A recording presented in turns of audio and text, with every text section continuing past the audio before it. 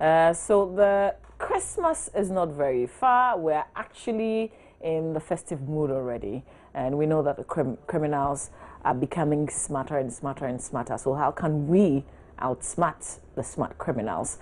Also, we tend to drive rather very rough during these occasions with the excuse that there's a lot of traffic, so you want to behave, for instance, like a taxi driver would do or like a trotro will do. What's the plan for the police? My guest this morning on my banner is the DSP Alexander Obeng. He's Director of Training and Research with the Police Motor Traffic and Transport Department or Unit. Good morning, sir, and thank you for your time. Good morning. Thank you. So let's start with your big plan for road safety, first of all. Good morning to Ghana and viewers across the globe. Christmas is with us again, and we know generally traffic volumes will increase, both vehicular and human, particularly in police urban jurisdictions and on rural highways. And so since this year, together with National Road Safety Commission and the DVLA, and even the support of the media, we have sustained our publicity, sensitization, and general sharing of information with Ghanaians on all platforms. And that's why, if you compare with the same period last year, in terms of preventable road crashes, it seems to be a marginal decrease over that of last year, and associated deaths and injuries, with the exception of pedestrian knockdowns. And it's in light of this that the Saturday, the Christmas road safety sensitization was launched by Deputy Minister of Transport. Last Saturday? Yes, that was preceded with a coordinated road safety walk, health walk, call it, on the N6 between Tesano, MTTU to the new Achimota terminal, where we joined the transport operators there to, and also the media, to launch this year's program, which is also hinged or have as our main target the vehicle occupant as a boss. When you say vehicle occupant as a boss, it was launched that vehicle occupants, passengers, are the very bosses when it comes to enforcement. Because police officers cannot be all over, and therefore we thought that the passenger or the vehicle occupant, both commercial and private, should be responsible and be bold and speak up. But haven't you heard about, if it's a private vehicle, the possibility that you'll be listened to will be very high. But if you're sitting in a trotro with about 15 others or 20, and you, one single person, you think the driver is over speeding, and you say, if you don't take care, they will just drop you somewhere and continue the journey. Yeah, and that's the main reason why this was launched, to empower the passenger, so that irrespective of the ugly noises that other occupants will do, you still have a responsibility on behalf of the state to insist on your right, speak up, because you are informed and you know the consequences of the attitude that are being manifested by the driver at the time, which may be fidgeting with mobile phones whilst driving, may be unlawfully overtaking vehicles on hills or crests or in corners and curves, or it might be overtaking in column, one vehicle overtaking 4 vehicles and facing oncoming vehicles, and or running red light or amber light, or picking passengers as dangerous position, exposing all of you, including yourself, who will be speaking on behalf of the state, to danger, among others. And therefore, we thought that when it comes to fighting for larger freedom, it does not lie with all the occupants at the time. It can be one person that will initiate. Because We are also emboldened by, for instance, the step that Franklin Roosevelt took when he delivered the 4 freedoms to move America to go and support Europe some years ago to fight the ISIS and to free the world from the carnage and the pillaging of the earth. And therefore, for us, it's not about all the occupants. One person can make a difference. And that's why a lot of flyers have gone to bus occupants and vehicle occupants. And we are getting the positive feedback. Okay, so let's talk about the power of that one person. Do I have the power to cause an arrest? Can I arrest someone, for instance? That's why we took this step, because when you look at the Parent Act that was handed over to us by our forebears from 1952, Act 663 of 2004, just was amended. We realize that and you go to section, because they are in sections, go to section 122, subsection 2. Clearly, Parliament made a statement and mandated vehicle occupants not to wait on court or warrants or promptings from police, but that when they see any driver driving recklessly, driving dangerously, inconsiderately, or even under influence of alcohol, they don't need any warrant. And these offenses are omnibus. Every offense under the road law comes under this particular law that I've mentioned. It can be anything. And if you see anything that can expose you to danger, being killed or getting crashed or endangering other person's right and all that, you don't need any warrant. You on your own can make arrest. And that's why the flyers that have gone, we are saying that in addition to other national lines you can call, like 191 18555, among others, we left another reliable line, 0299 200 415. And I've seen high volumes of public spirited vehicle occupants who are making calls, and we are making positive changes on our roads. For instance, about 2 weeks ago, a passenger had boarded a vehicle on the N6 from Accra to Kumasi, somewhere around Tachimota. They saw that the high occupancy bus has a failed air conditioning system, and they insisted, and the driver did not budge. So a call was made, patrol teams were sent, and the vehicle, yes, for example. So I'm saying that, and we are receiving calls all over, and we are preventing certain unforeseen circumstances that otherwise might have made. So with this bus incident, how did it end? Oh, it ended that the operators have taken action, because the driver was recalcitrant and was not using appropriate discretion. And we thought that it was serious, and we even requested for a sack, because if AC, just AC, that will comfort all of you, including the driver, and it was said you won't, let alone speeding. And if the passengers would have said, well, the driver had, given in. And all that. So we thought that it is it's attitudinal, and such behavior should not be countenanced on the road.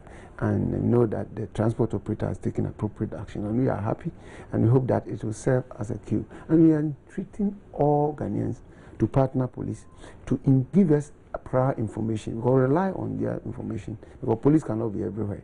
We see, we have over 65,000 of road network in terms of kilometers. And can Ghana afford to train traffic police or to line up? It's obvious we can. So we need all of us to be knowledgeable in the road law, at least to prevent some of these bad behavior that compromise our safety. In addition to this, police administration, and therefore the Motor Traffic and Transport Department, things that to ensure that people comply, the available public places have to be tightened to increase the risk. So available public places such as? Yes, terminal and known crash-prone areas. Okay. And police urban jurisdiction, where we know traffic volumes will increase both rush hours, the morning and evening, and particularly at night and dusk. We think that the visibility, the police patrol should back up the traffic police officers. And I'm happy that the Inspector General of Police in few days will see a number of police officers being deployed to augment the existing strength and formation. Is it because of the occasion? It is also that because, like I said, during occasions like this, we have our brothers and sisters and other visitors from our other nationals coming into Ghana. We also have students leaving campuses back home and in our communities. We have other residents elsewhere trekking to other police urban jurisdictions to shop, among others. And unusual road users will all come. Traffic volumes will increase. So obviously, if traffic volumes increase, what do you expect police to do? What you need to do is that we have to tighten the environment, increase the risk, and increase the effort for those who want to commit. Because if you increase the effort by bringing more police officers on the road, one guy who wants to pickpocket may find it difficult because of police presence, the eyes and all over. So, like we did last year, the administration will not depart from it because it was very successful. Ghanaians commended it, and it also saw a significant reduction in crashes and all that, and basic infractions that would have otherwise even expropriated Ghanaians' properties, including pickpocketing and all that. So for us, we're going to bring more personnel on board. And frankly, we also want to commend Ghana and police administration because for the first time, if you see that if 100 people die in Ghana, 60 or more of them are killed through abuse of our speed regimes. I will know that in urban environment, the maximum speed limit that you can, a driver who is licensed and trained to and licensed to drive, which should come naturally from his or her DNA driving skills, is 50 kilometers per hour, whether the sign is there or not, or below. Okay, and even the law in regulation 163 went further in managing our speeding behavior, said that when you are about in crowded areas, like frontage on the far in front of Joy, for example, or around Circle, or Makola shopping centers, or the interchange at Tetekwashi, among other places, because pedestrians are abound, the maximum speed limit should be below 30 kilometers per hour. And that is set. And if we're doing below 30, wouldn't it be too slow? No, I'm saying that those crowded, I mean that in front of Joy FM. It's an urban so when you environment. get to specific like on areas, the far, then you where are slow crowded. down. I'm saying that this should come naturally because it was part of the training and the reason why licenses were issued to drivers. Therefore, we think that people are abusing it because if 100 dies, 60 are attributable to dangerous speeding and inappropriate use of speed. And some of them are also their behaviors are influenced by alcohol. And that's why police administration has given to the defender for the first time 200 breathalyzers and 200 Bushnell radar guns to check these specific behaviors that are emanating from our well thwarted attitudes that is inconsistent with the licenses that DVLA has issued to all of us. Sure. So are we saying don't drink at all and drive, or you can drink a certain amount? For us, we have been told by the experts that when you take alcohol, it lasts over 20 hours in you, for example, when you consume it.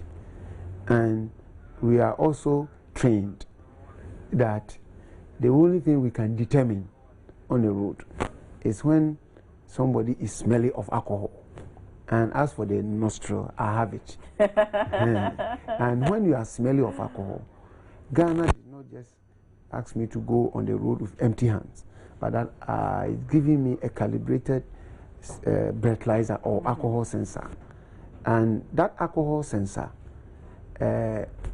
I'll put a tube on it, and the one that I suspect to be drunk and driving at the time will provide 100 milliliters of breath, which I suspect to be alcohol in it, because it smell of alcohol in it, and that machine will start working. And in the presence within seconds, it will breathalyze, and if it is 35 micrograms in that 100 milliliter of volume of air that you provided, then you are found to be drunk. How many thoughts will that be? In percentiles, it will be about 0.08% or more. Okay. For me. But if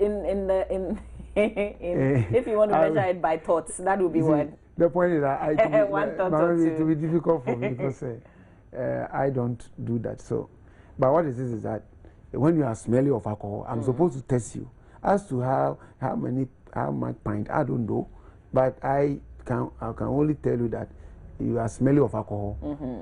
Give me breath in this public evidence gathering device, and the law says that if you refuse, it's the same offense. Okay.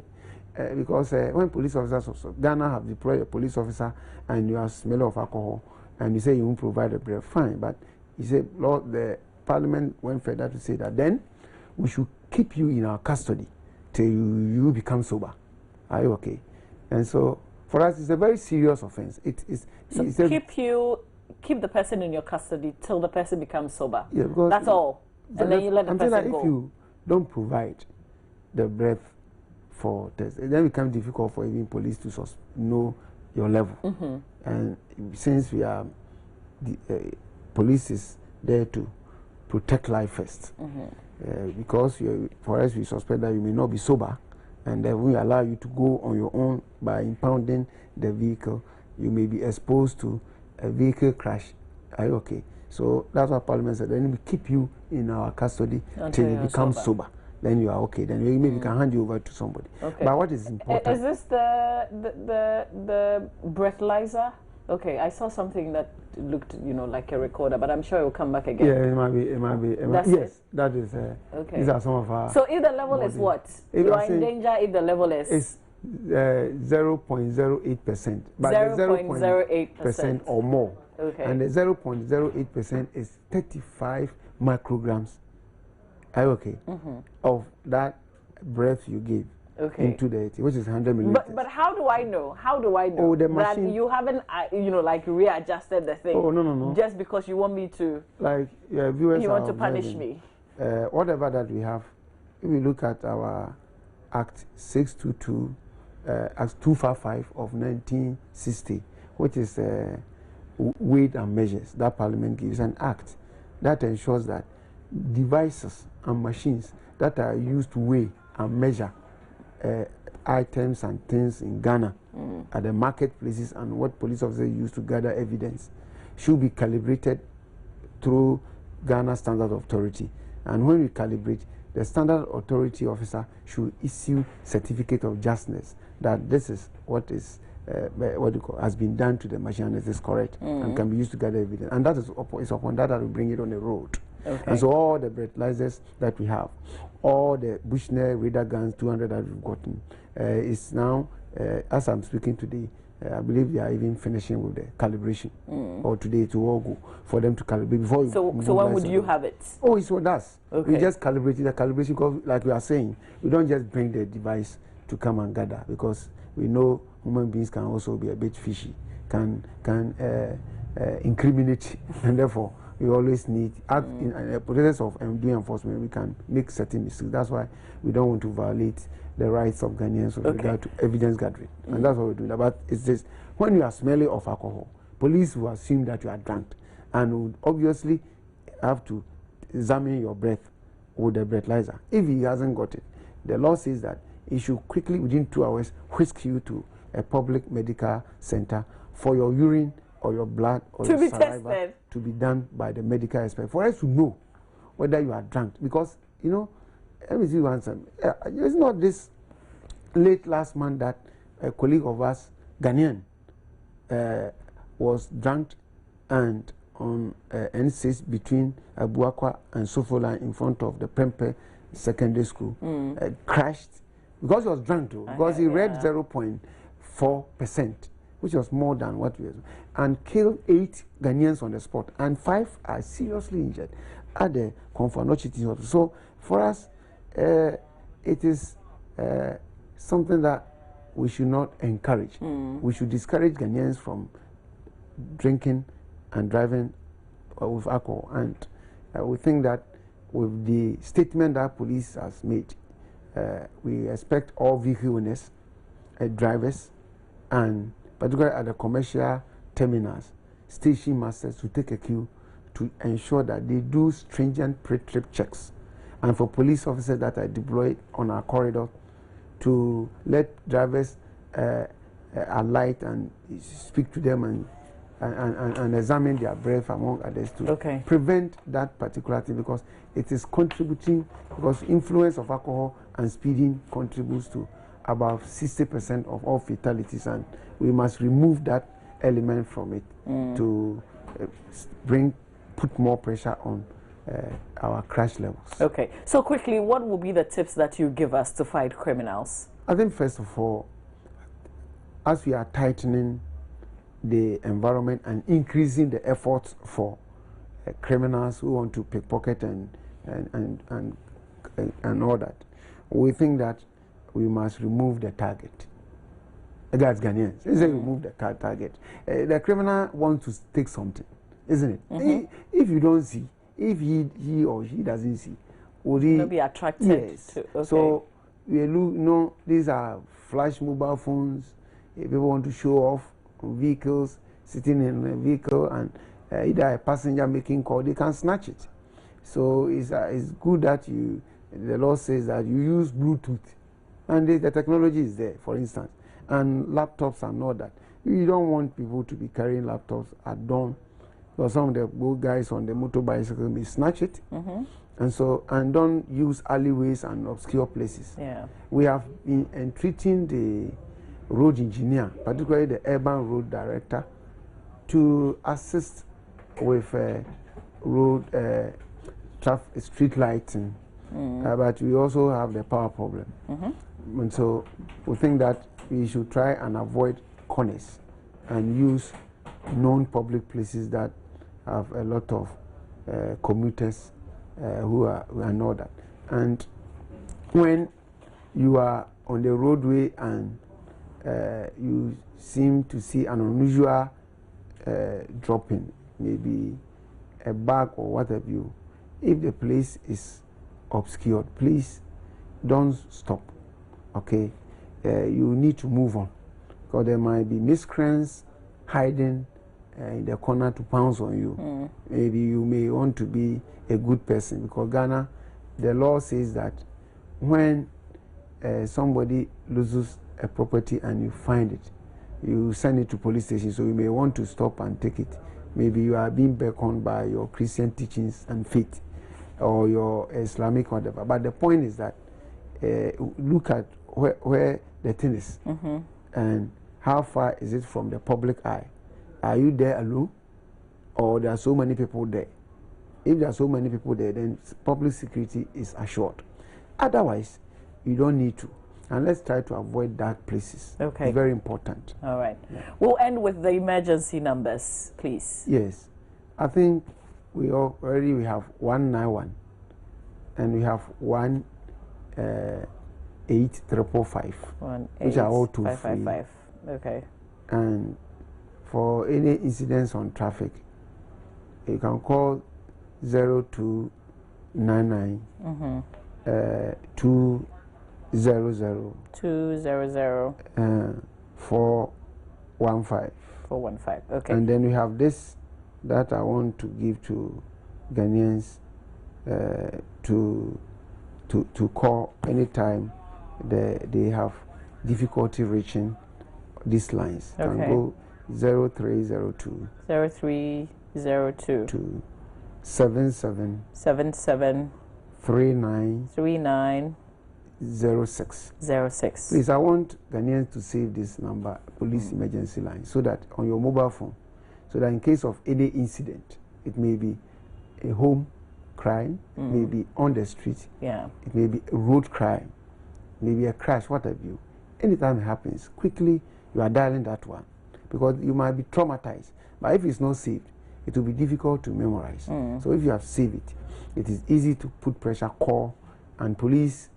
By the benevolence of Ghana and police administration, we have a radio that runs 24 hours, 7 days a week. You've just been talking whilst we're talking. Yes, as you see. And is that police is responding to the needs, policing needs of Ghanaians across Ghana. Okay. And so, I'm not speaking only to the residents of Accra. So these numbers you've given, anybody can call from any of the regions? Yes. And I mean, I'm speaking to my brothers and sisters in Kunkumbonge, Binaba, Zebula, Boko, Nampanduri, Bindi.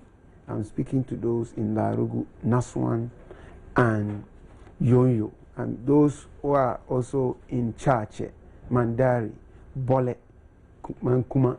So every corner of the country, whether the north, whether in the northern region, you're in the western region, wherever. Call, and it comes and police will deliver in a very swift, safe, and efficient and effective manner a policing service that you need in order to maximize your safety and to maintain the peace. Okay. I want to say thank you. My producers have also put the numbers on the screen now, so you can quickly put down the numbers if you didn't get it before. These are the police emergency numbers. It doesn't matter where you are, and I can testify because I've called the emergency number before, and the police responded. They came. And I think one of the good things is let your neighbors also have the numbers, so that when they hear you screaming, if you cannot make the call, they can do it on your behalf. It's really, really important. And I want to say thank you to you, DSP Alexander, being Director of Training and Research at the Police Motor Traffic and Transport Department. Up next, yesterday there was a demonstration by taxi drivers. What exactly is their problem?